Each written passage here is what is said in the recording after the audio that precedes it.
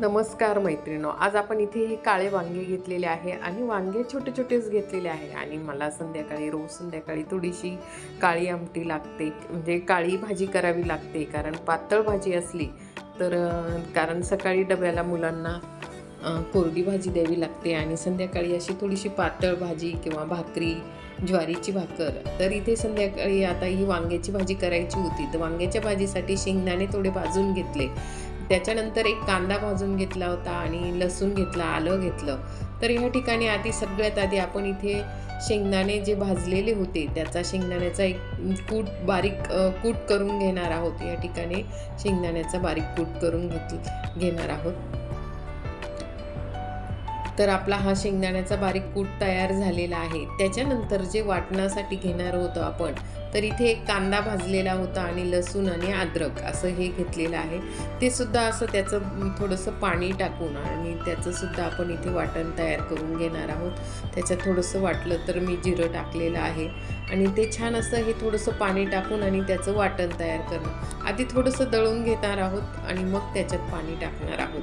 पूर्ण व्हिडिओ बघा, खूप छान अशी ही वांग्याची भाजी करायची आहे आपल्याला. त्याचं ते वाटण बारीक झालं नव्हतं आणि मी परत पाणी टाकून. तर इथे घरचेच मसाले, तर मी घरी केलेले जे मसाले असतात तेच मसाले घेतलेले आहेत. इथे लाल मसाला, काळा मसाला आणि हळद. आपल्याला चवीनुसार आपल्याला किती तिखट मीठ लागतं तसं घेतलेलं होतं आणि इथे अशा पद्धतीने हे घरचे मसाले घेतलेले. त्याच्यानंतर थोडंसं मीठ घेतलेलं आणि ते सगळं जे आहे तर शेंगदाण्याच्या कूटमध्ये आम्ही ते सगळं असं कालवून घेतो. तर तुम्हाला वाटलं तर याच्यात एसूरचं पीठसुद्धा टाकू शकतात, कारण भाजी घट्ट येण्यासाठी पीठसुद्धा वापरतात. पण मी इथे मला थोडीच भाजी करायची होती, 3 जणांपुरती, त्यामुळे इथे थोडासा रस्साच करायचा होता. आणि असं हे सगळं सारण वांग्यांमध्ये भरून घेतलेलं आहे. वांगे असे उभे उभे चिरून आणि स्वच्छ धुवून आणि मग त्याच्यात आपण ते ठेवलेले होते आणि त्याच्यामध्ये हे सगळं सारण असं भरून घेतलेलं आहे. त्याच्यानंतर इथे गॅसवर कुकर ठेवलेला आहे. त्याच्यात थोडंसं तेल टाकलं आणि थोडंसं जिरं टाकलेलं आहे. जिरं छान तडतडल्यानंतर आपण कढीपत्ता टाकलेला आहे. कढीपत्ता टाकल्यानंतर इथे आपण जे वाटण केलेलं होतं ते छान त्याच्यात परतून घेणार आहोत. तर आपलं कढीपत्ता, तेल, ते जिरं ते छान असं परतून गेलेलं होतं आणि त्याच्यात आपण हे वाटण टाकून घेतलेलं आहे आणि वाटण असं 5-1 मिनटं असं परतून घेणार आहोत, जोपर्यंत त्याला तेल सुटत नाही. आपण त्याच्यात थोडंसं पाणी घातलेलं होतं, ते पाणी जोपर्यंत आटत नाही तोपर्यंत आपण इथे त्याला परतून घेतलेलं आहे. बघा, तुम्ही बघू शकतात की या ठिकाणी आता आपलं ह्या वाटणाला तेल सुटलेलं आहे, पाणी त्याच्यातलं बरंचसं निघून गेलेलं आहे.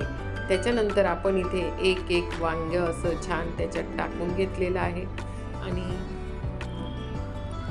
आणि तेलात आपण हे असे 1-2 मिनटं असं तेलामध्ये परतून घेत आहोत. आपण आता वांगे 1-2 मिनिट परतल्यानंतर हा जो मसाला होता तो सुद्धा आपण त्याच्यात असा परतून घेणार आहोत.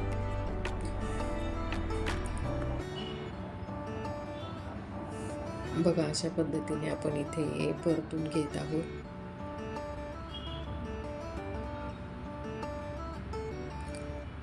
आणि असं 1-2 मिनटं परतल्यानंतर आता परतलं गेलेलं आहे, त्याला सुद्धा असं छान तेल आणि वांगे सुद्धा असे छान परतले गेल्यानंतर त्याला तेल सुटलं आहे आणि तेल सुटल्यानंतर आपण थोडंसं पाणी, मिक्सरचं जे भांडं होतं त्याच्यातच आपण थोडंसं गरम पाणी टाकलेलं होतं कोमट.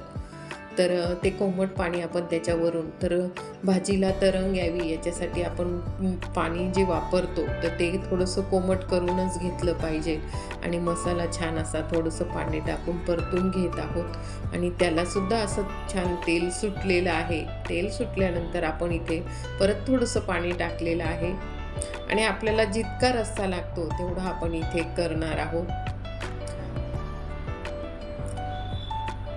परत आपण इथे असं 1-2 मिनटं तसंच ठेवलेलं आहे. ते पाणी आपण तिथे छान असं तापू दिलेलं आहे, म्हणजे गरम कुकर जे आपण पाणी टाकलेलं होतं ते परत त्याला तेल सुटलेलं आहे. आणि आता असं थोडं थोडं करून आपण इथे 1 ते 1.5 ग्लास असा रस्सा होईल एवढं पाणी टाकलेलं आहे.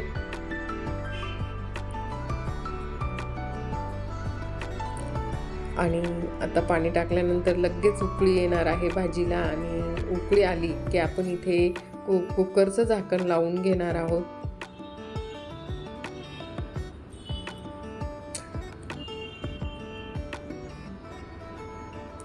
तर आता आपण इथे कुकरचं झाकण लावून घेणार आहोत. तर माझ्याकडनं छोटं कुकरचं झाकण घेतलं गेलं होतं. परत मी दुसऱ्या कुकरचं, मोठ्या कुकरचं जो ठेवलेला होता त्या कुकरचं झाकण आपण आता त्याला लावून घेतलं आणि 1 ते 2 शिट्ट्या करून घेणार आहोत. तर अशी ही पटकन अशी ही भरलेल्या वांग्यांची भाजी, तर एका बाजूला माझ्या पोळ्या चालू होत्या आणि इथे वांग्याची भाजी छान अशी झाली होती. अगदी 1 ते 2 मिनटामध्ये ही वांग्याची भाजी झाली आणि छान असे हे वांगे शिजून गेलेले होते. बघा इथे मी वांगं तोडून दाखवलेलं आहे. वांगं छान असे शिजून गेलेले होते आणि छान अशी ही रस्सा वांगा भाजी तुम्हाला नक्कीच आवडली असेल. काळा मसाला रस्सा वांगे भाजी अशी छान चविष्ट व स्वादिष्ट झालेली आहे. नक्कीच तुम्ही अशा पद्धतीने वांग्याची भाजी करून बघा. आवडला असेल तर लाईक, शेअर